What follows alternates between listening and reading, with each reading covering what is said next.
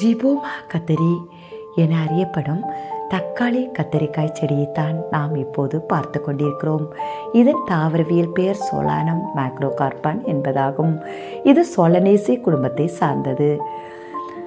ஜிபோமா கத்தரிக்காய் பார்ப்பதற்கு தக்காளி போல் பச்சை தக்காளி போல் தோற்றமளித்தாலும் இதன் பண்புகள் கத்தரிக்காயை ஒத்து காணப்படுகின்றன.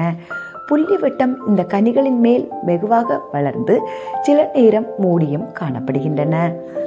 இவற்றின் இலைகள் சாதாரண கத்தரிக்காய் செடியை போன்று அல்லாமல் மிகவும் மிருதுவாக காணப்படுகிறது. எனவே ஆப்பிரிக்கா மற்றும் வியட்நாம் நாடுகளில் இவற்றை காய்கறியாகவும் கீரையாகவும் சமைத்து உண்கிறார்கள். அதிக விட்டமின் மற்றும் இரும்பு சத்து நிறைந்த கீரையாக அந்நாட்டு மக்கள் சூப் போல் தயாரித்து இக்கீரை இலைகளை உண்கின்றனர். தற்போது நம்முடைய நாட்டிலும் இந்த தக்காளி கத்தரி மிக வேகமாக பரவி வருகிறது. காய்கள் சிறிது கார்ப்புத்தன்மை கொண்டதால் உப்பு நீரில் போட்டு பின்னர் சமைத்து உண்ணலாம். மிகவும் சுவையான கத்தரிக்காய், மேலும் இது ஆரோக்கியமானதும் கூட.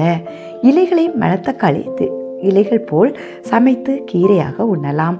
தக்காளி கத்தரி சோலானம் மேக்ரோகார்பான் மாடி தோட்டத்தில் வளர்ப்பதற்கு ஏற்ற காய்கறி. தக்காளி செடி மற்றும் கத்தரி செடியின் பண்புகளையும் மணத்தக்காளி கீரையினுடைய பண்புகளையும் ஒருங்கே இத்தாவரத்தில் நாம் காண முடிகிறது.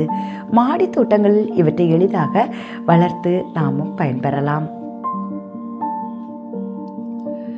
இது சோலனேசி குடும்ப மலர்களின் அனைத்து பண்புகளையும் ஒத்தவையாக காணப்படுகின்றன. தக்காளி மற்றும் கத்தரி இரண்டு சோலனேசி குடும்பத்தை சார்ந்தவை. இந்த இரண்டு தாவரங்களையும் இணைத்து இத்தாவரம் புதிய வகையாக அந்நாடுகளில் உருவாக்கப்பட்டிருக்கலாம் என்பதும் தெரிய வருகிறது.